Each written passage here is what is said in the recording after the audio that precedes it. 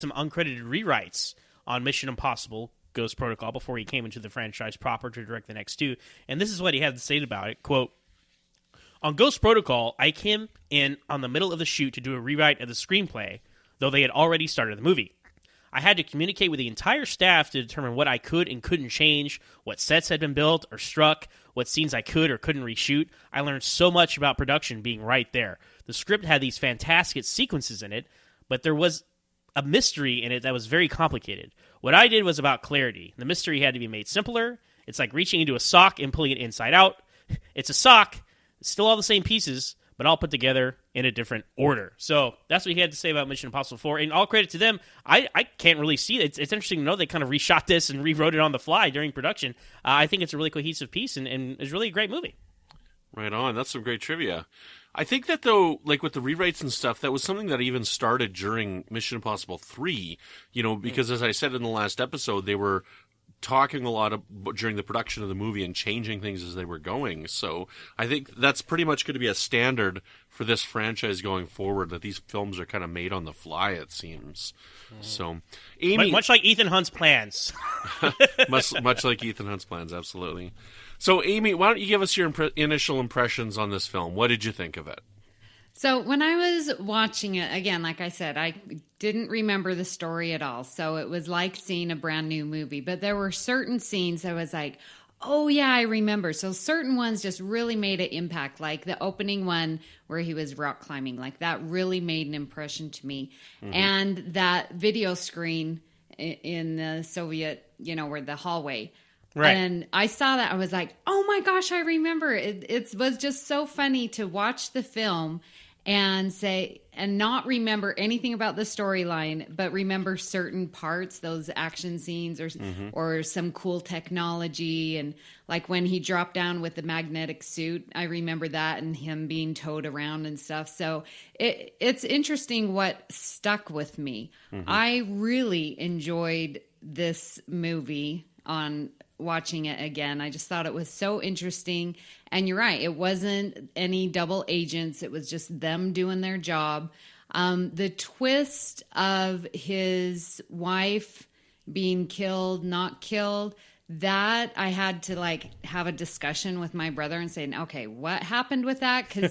And when you were explaining, Zach, the sock turning inside out, for me, that's what it was. I was like, okay, what is going on? It just twisted all around. I'm like, wait, there she is. And she's not dead. And what happened? And then with Jeremy Brenner, with his guilt, I had to really process that to understand the story. But I thought it was really, really good. Mm-hmm. Well, to that point, how do you feel about where they took the Ethan Hunt character? Because in the course of the movie, you think, oh man, they made him they James Bonded him. They killed his wife, and now he's back at the job, right? Like James Bond and his franchise. But then they kind of give you a happy ending, which was great. A bittersweet ending, right? Because they're not together. They can't be because she would be in danger constantly. But one of the things I loved about 3 so much was they had this happy ending. He found some happiness, right? And this guy deserves it, right? He's putting his life on the line to save the world countless times. And so what did you feel like that was kind of a cheat, or did you appreciate the fact they let his wife still be alive despite what they had told you throughout the film? Yeah, I liked that she was still alive, but I didn't like that they couldn't be together. Mm-hmm. And it's like, okay, dude, if you married her and were, going to marry her and make that decision to leave IMF, and then what? They just call and you're going to go running? Make a decision, dude. And so he was a little wishy-washy, and I didn't appreciate that about his character. I mean, of course we know that we have to have Mission Impossible, so he has to accept the missions. But that I didn't like that about his character, because it seemed like she was the one for him. Mm-hmm. See, I really liked that they didn't kill her off, because it is such a trope in movies where the guy's wife gets killed and that's how he gets on the mission. He's got to go get revenge and whatnot. And as I've said in the past, I really like the Ethan Hunt character. He's a really good person, and that's what I like about him. And so for him to have gotten married in the last film and be, realizing that, he couldn't stay a teacher. He had to do his work, realizing that that's going to put her in danger meant that he had to sacrifice to protect her because he really does love her. And, I mean, it's kind of odd because, if they're faking her death, but then, she's still in the same job. She's still clearly a doctor. A medical profession, right? Right. So it's not like she went into a witness protection program or anything. So I mean, I'm a little kind of confused on that, but that's just upon like multiple rewatches and saying, wait a minute. But I'm glad she wasn't dead because I don't want that for his character. And, I like his character, so I'm happy that she's alive. And you can still see that they love each other, and I like that. I'm just a sap that way, I guess, though. Yeah, to the point of him and his character, I think he's as the films are going on, we're seeing more and more personality for him.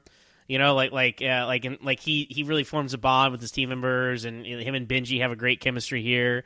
And even like when he was in prison, like he's like, "Hey, I made a friend in here. I always take care of my friends." And he gets him out of prison. Like again, that kind of shows you what kind of guy, what kind of hero he is, and you feel like you get to know him more these last couple of movies because he is in the first couple of movies he's a blank slate, And then I think a big thing about the third one is because of his home life and his relationship. You kind of relate to him more, and he's a more three-dimensional character moving forward. Mm-hmm. One of the things that I really like best about this movie on a whole, though, that I think worked really, really well, is the humor and how the humor played into the situations that they were in. It wasn't played for comedy or bad jokes, but the situations that they're in are so over the top and ridiculous that they're kind of drawing attention to the fact that they are that ridiculous, which relieves tension. Like when they're sitting there counting down, he's on the edge of that building and they're counting down and like 22 minutes. 21 minutes, and he's like, this isn't helping me, and I don't know, like, I really like that, and I think it's a really wonderful aspect of this film, and I'm looking forward to rewatching the next two to see if there is quite as much humor for the situations in the next two as there is in this one. Like, one of the best ones, I mean, is when he's tracking that guy, and then the car is coming at him, right? Yeah. Like, that's really humorous. Like, that's really wonderful, because you can't see what's going on because of all the smoke, I don't know. I love the humor in this, and I think it works really, really well. Do you think that's in part because of Simon Pegg coming into the franchise? No, because he was in the last one, and he was humorous in the last one. Right. But all the humor isn't necessarily him. Like, a lot of the humor is outside of him as well. So it's not just because of Simon Pegg, although Simon Pegg does bring his own humor, for sure. Yeah, I think, to your point, Amy, I think he does bring a certain levity to it. I mean, he is, people know him as the funny guy, first and foremost, even as Scotty in Star Trek, right? I mean, but that's why he's perfect for it, because Scotty often was, like, kind of a serious character who get the job done, but also brings some levity to everything. And he just has this energetic enthusiasm that's really enjoyable. But I love a lot of the stuff. The funniest stuff is with him. Like, I think, like, he's like, "Oh, we're gonna have to go in from outside the building," and Ethan's like, "We?" He's like, "Well, I have to run the computer," or they've been doing all this crazy stuff, right? Like kicking out assassins out windows and climbing walls and all that. And then he comes in like from running with a hard drive. He's like, "Oh man, that wasn't easy, but I got it done," and stuff. So I don't. That it's just so relatable. It just like you guys were saying, he breaks that tension. Mm-hmm. Also for the humor, I like how self-aware it was, and it never went over the top. But like when it like called attention, as you said, Brandon, how ridiculous things are. Like when Ethan gets his first mission on the payphone, and he's doing the slow walk away, waiting for it to blow up, and he doesn't hear anything, and then he goes back and hits it, and it just fizzles out. Like, that's really smart, self-aware humor. It understands what you expect, and then it makes you laugh when you don't get it. Right. Absolutely, 100%. There's a lot of great stuff in it. There's a lot of really, really funny moments in it. So, but we definitely got to talk about the action in this. Like Tom Cruise actually hung on the side of that building at those heights. He was on a wire, but he was actually doing that. And that is absolutely insane. Absolutely insane. I could never do that. That is mind-boggling. So I don't even know. It is such a tense scene. It is so well done. I'm blown away by this. And like this takes the stunts to a new level. Like this movie really, really amps up the stunts like tenfold. Well, and the thing with that, like, and I mentioned the rock climbing scene because compared to those two, I mean, yes, he was on a very tall building, taller than the Empire State Building, but he was in harnesses and stuff, like, you know, fully protected. But when he was doing that rock climbing scene, it was very limited protection. Like, that was serious, more danger from what I've read. And in my heart, that's like, yeah, that is way more scary than being fully harnessed and, you know, having every precaution and them, you know, just taking out the wires in post-production. But the rock climbing scene and how he twists around and he's hanging with his back to the rock. And I mean, just serious, that definitely had me going. And to know that he is doing his own stunts just adds more reality to the movie. It's incredible. Yeah, I think that's the big draw of the Mission Impossible movies. Now I think that this is what really kicked it off. Like him doing this building in Dubai, and I believe it still is, but at the time it was the tallest building in the world. So it's immediately like you understand what that is and what the stakes are.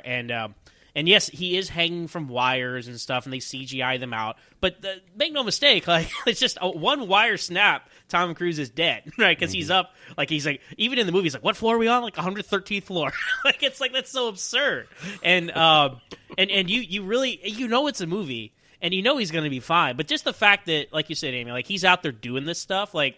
You are concerned, like when the gloves start going like different colors, and of course one of them breaks, he throws it away, and it kind of flies back and gets stuck and blow. And like those little moments are so funny, and like one of the biggest laughs, I guess. Yeah, this isn't Simon Pegg, but he's doing this whole run back to the room, and Jeremy Renner's like, you don't have enough rope, and he's like, no bleep. It was just such a great tension cutter because it's just and. I think we all relate to this stuff because, like, technology, right? It always screws up when you need it, right? Like when you're doing a podcast and you can't get your video feed to work, stuff like that, right? So it's very relatable, like how intricate all these gadgets are. Of course, they would screw up sometime, right? And it's funny to see how they have to keep overcoming it. Like the mask machine doesn't work, and like even at the end, Ethan says to the team, "Is like the only thing that functioned properly on this mission was this team. So good job, guys." And I like that because it elevates the stakes when they can't just rely on all their gadgets to work perfectly. So, yeah, Zach, one thing that you said there that I wanted to talk about was that glove that he took off and then got stuck to the window. Okay? To me, I think they missed an interesting plot point that they could have done with that. And both times that I watched the movie, this is where I thought they were going to go. Because he's climbing up the building, he throws the glove away, and what I see is the glove falls off and disappears. And then what my interpretation is, he's climbing higher and sees the glove on the window. So my interpretation, both times that I watched it, and what I was expecting to happen, would be that he would get to that window and it would already be cut open, and there would be like somebody has done this stuff already, like that same guy, right? And so they're just behind. They're just behind where they need to be. This guy's ahead of them again. That's what I expected to find both times. I don't know. Like, that's not the story they told. That's just something that I expected to see happen. It's like, what is this glove still sitting there? Oh, it's because the guy is above him inside already. I don't know. Well, yeah, I see what you mean. I think that is a trope. I know they do that a few times in these movies and just movies in general, like the villains are one step ahead every step of the way, and so that would have been an amusing thing. But I'm glad they didn't overcomplicate it because they had enough things going on in that sequence, right? Because like they're coming up the elevator, we got to slow them down. Like to add something else like that, would have been too much. And but yeah, this is this one, and then Amy, as you'll see as you continue in the movies, Tom Cruise keeps escalating what he does. Like I honestly don't know how he's gonna top what he did in 5 and then 6. I mean, I honestly don't know. But it really started here. And also, there's also a tradition of Ethan Hunt that has continued here is the running. Mm-hmm. Like we talked about his epic run in the third one. And then he runs a little bit in the first one when he's running from the water, but this is a whole nother level. He's running from a dust storm, a sandstorm. It's just like you have to laugh at like, oh my God, there he is, Tom Cruise just running his butt off, and it's just hilarious and awesome and gets you fired up yourself.